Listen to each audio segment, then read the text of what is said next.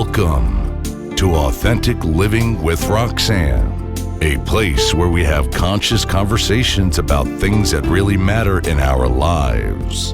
And now here's your host, Roxanne Derhodge.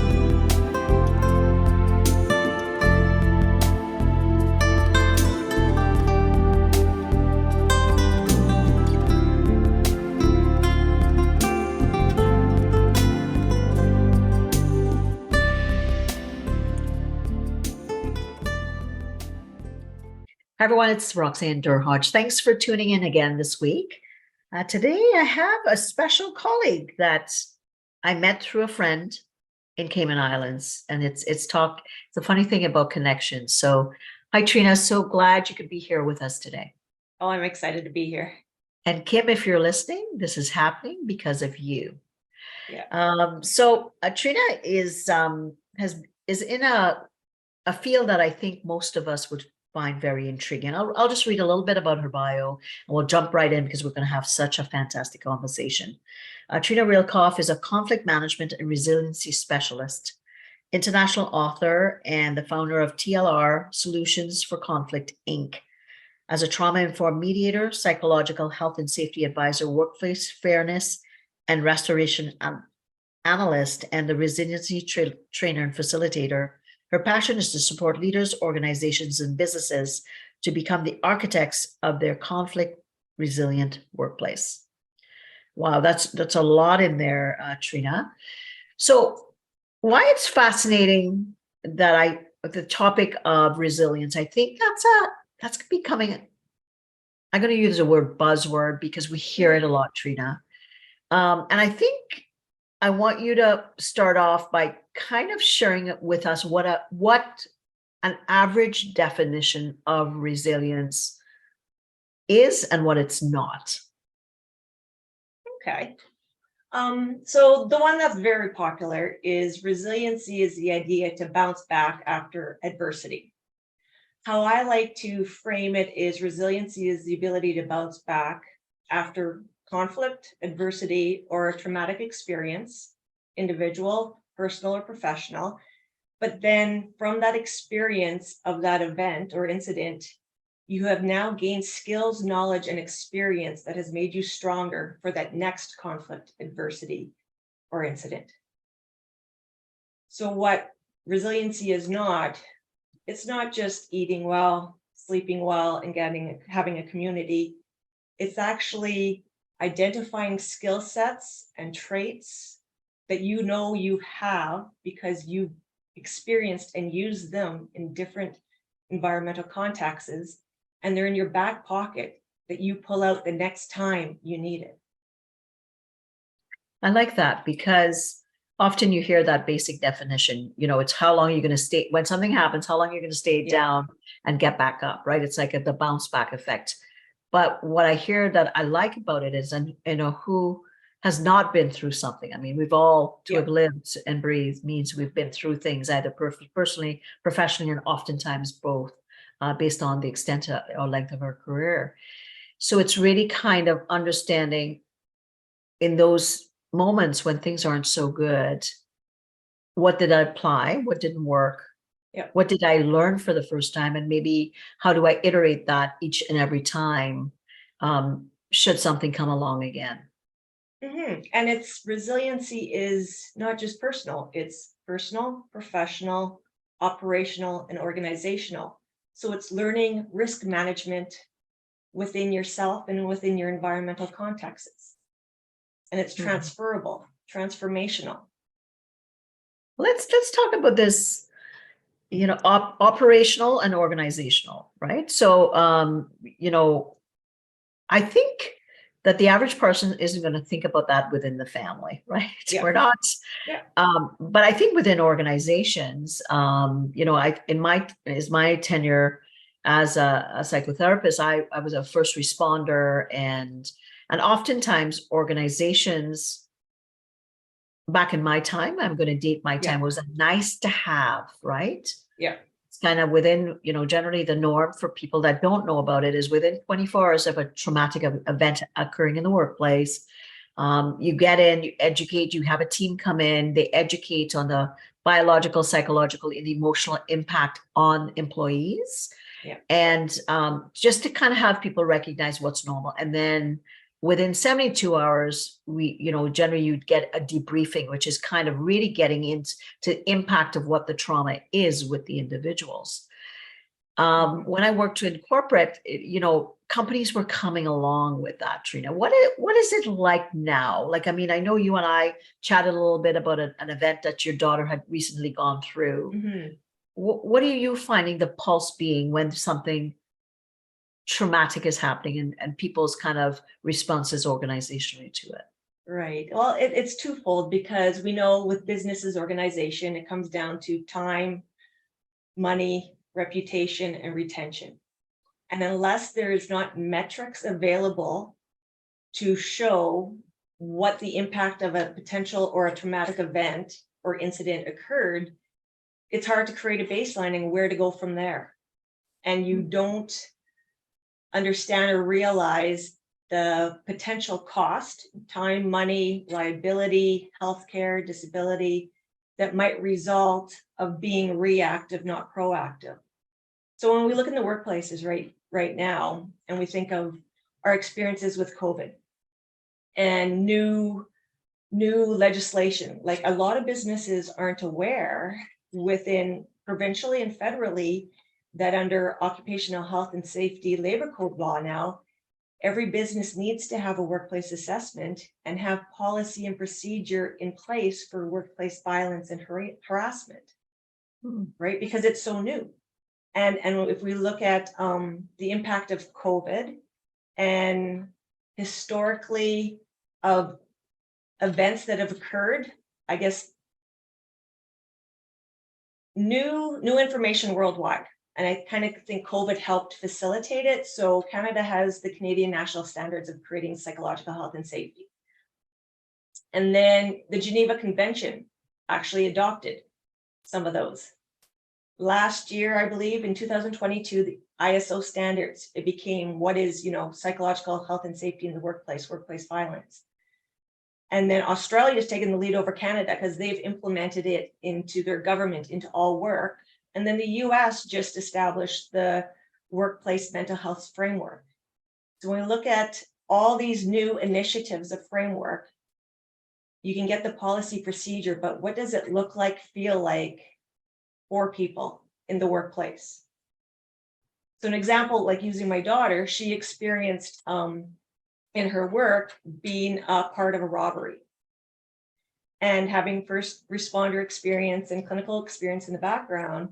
My first question was, where was the immediate critical incident response after to ensure nothing internalized of potential fears going forward? So when we're looking at a workplace assessment, what is the voice? What are everybody's feelings in that workplace? Do they feel safe, both physically and psychologically? When we link in organizational and operational resiliency, the company store, it opened backed up within less than a 6-hour time frame and resumed everyday work. But then we reflect on how did it impact everybody who was working there that day. And if we look at organizational operational resiliency, they were resilient in the effect that they were able to go back into being in business pretty quick after a robbery. However, the personal and professional resiliency with a traumatic incident is individual.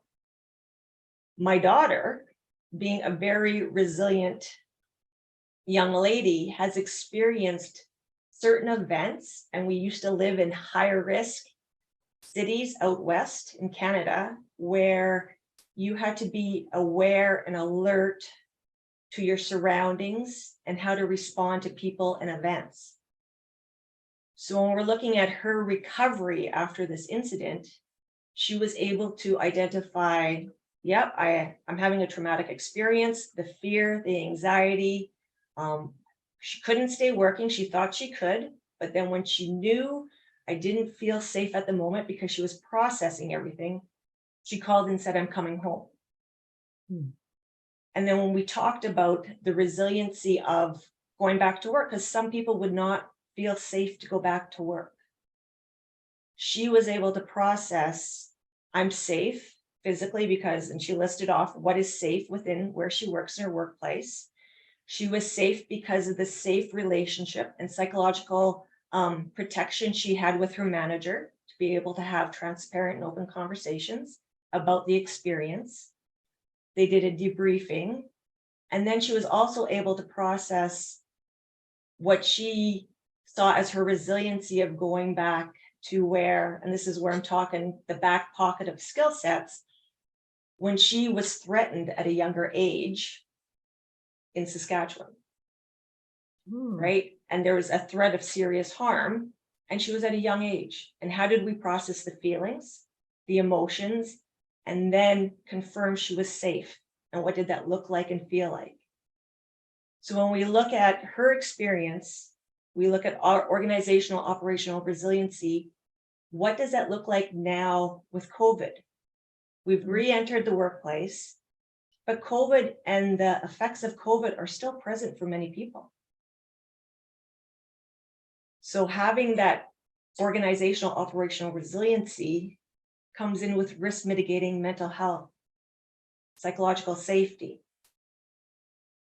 It's like an after effect, quite literally, Treena, because, you know, when I talk to clients and, you know, they start to talk a lot about fear, you know, what I've been hearing a lot from a lot of people is that they are feeling, when I'm coaching them, or, you know, even managers with teams or leadership teams are saying, you know, people are going on, you know, like, but they're still haven't processed, I think, a lot of people. And then also people that have been through other losses, right? Like, and we know because, you know, you and I talk the same language. For people listening, you may not know, but if somebody has gone through something traumatic prior to an event, there's a residual, I'm going to call it a reverb effect that occurs that puts that person at higher risk for not being able to be resilient enough to be able to go on and function. So you think about a robbery, and I mean, when I was in consulting, you know, bank robberies, you know, would happen with some of the accounts that I would manage.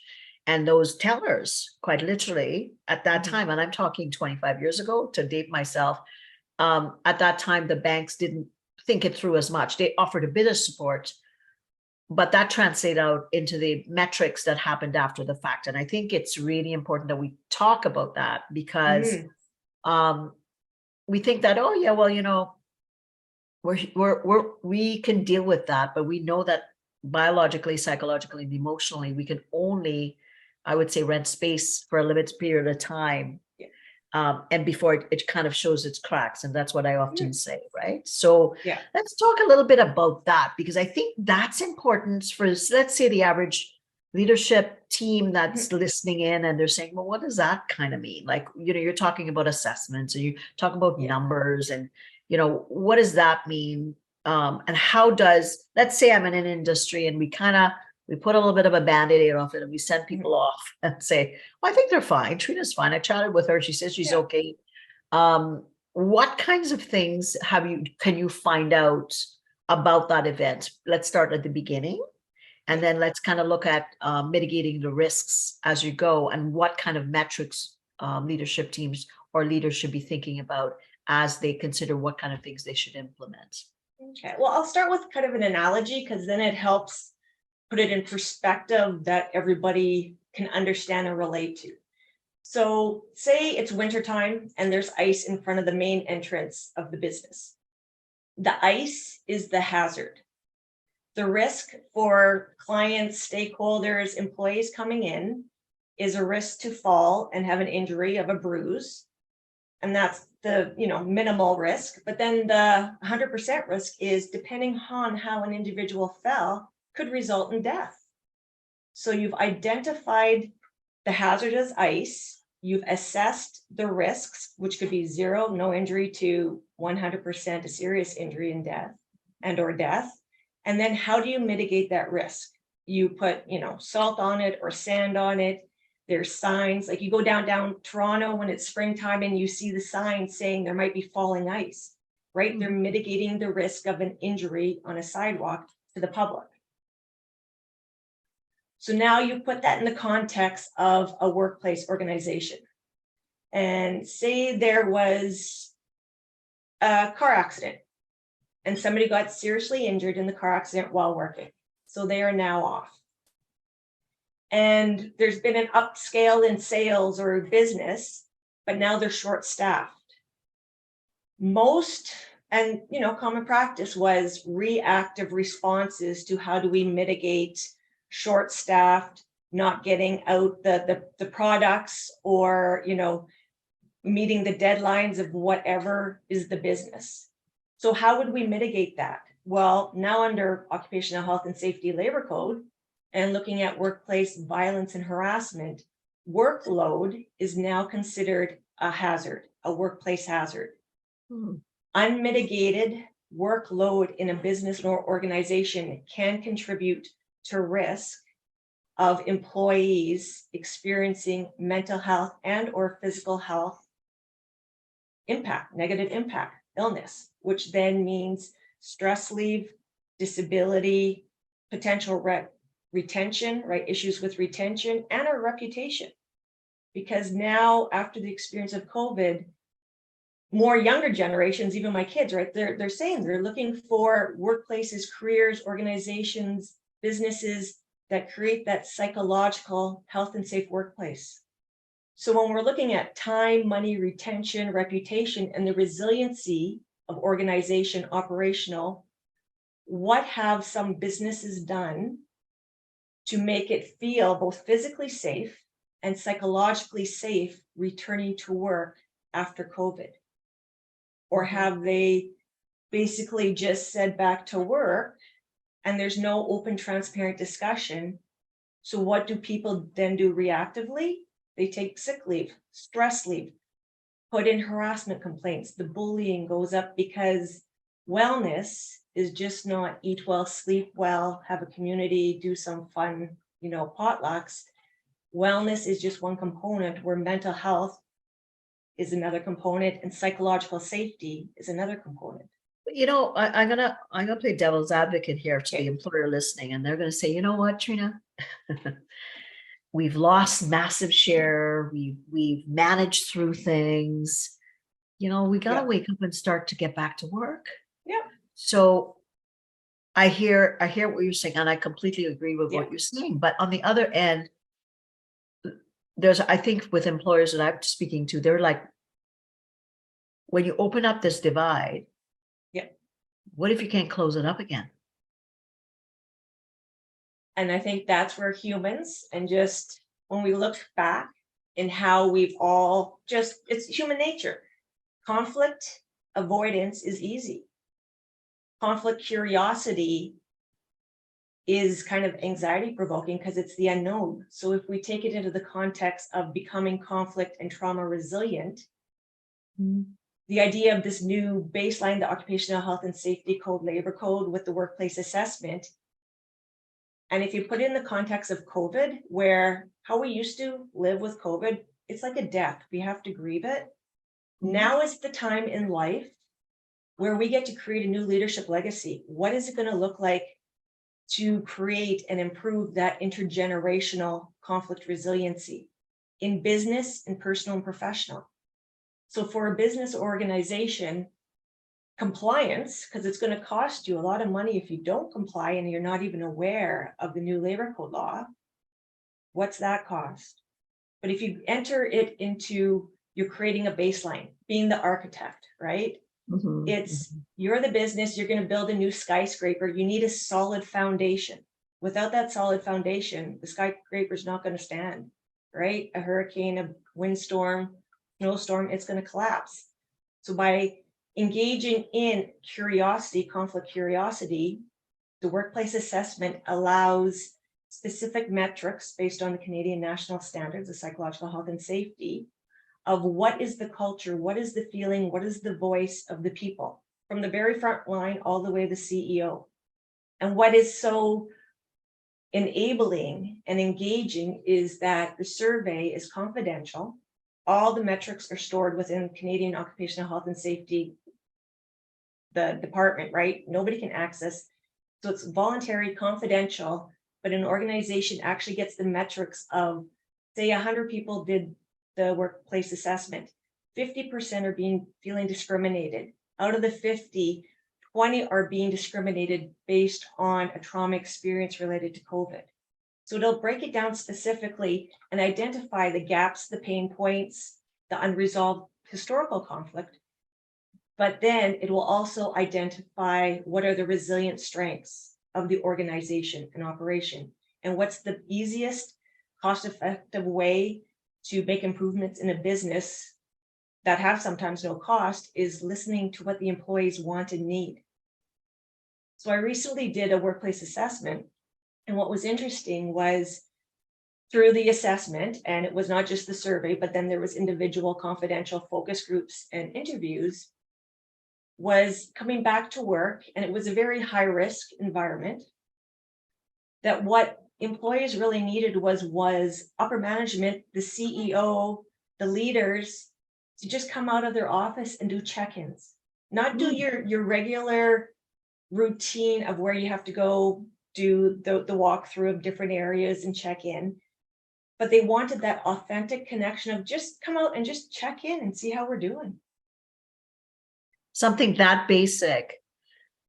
So what you're saying is that a lot of so this got instituted by the government. Was this recently?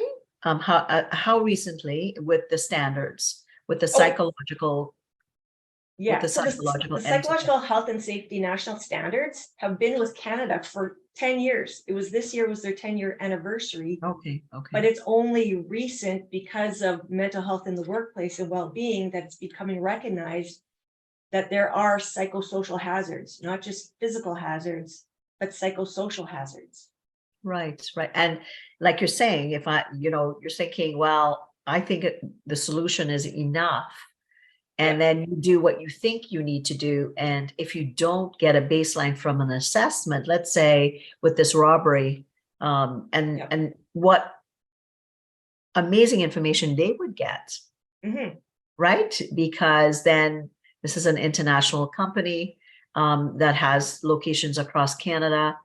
And the impact is, let's say they do this not very well. And it's basically, I think it's a 24/7 service. And let's say you do it poorly on one location, and that ripple effect. So other people working, say, the particular shift that your daughter was working, or even just working off shift, or maybe not even off shift, right? And you do it poorly, then what does that do? Like you said, to retention, with people thinking, well, I like what I do, but I don't want to be held at gunpoint. Yeah. And it's reputation too, right? Because absolutely, depending on the business, the cost of reputation, you can't do a little formula for that if it's a major company. So it's like thinking, I always ask, so when you see your company in the news, do you want to see this company did not have anything proactively in place to mitigate physical and psychological risks due to a robbery? Or do you want to see in the news, this company is ahead of the game?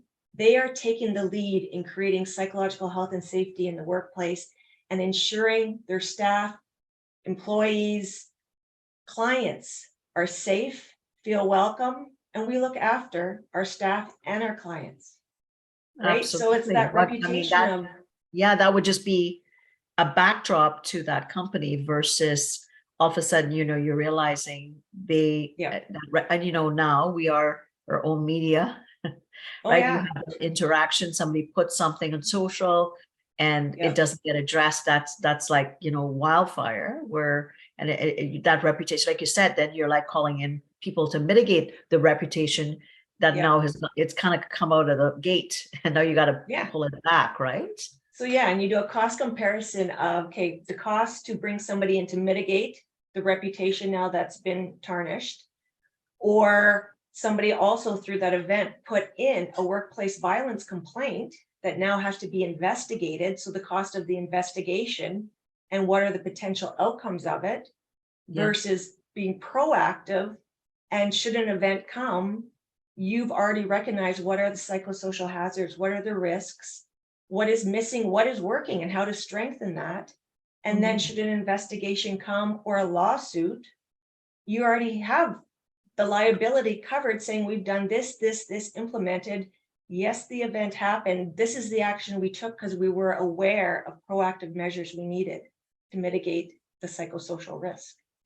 This was such a great interview that we decided to turn it into a 2-part series.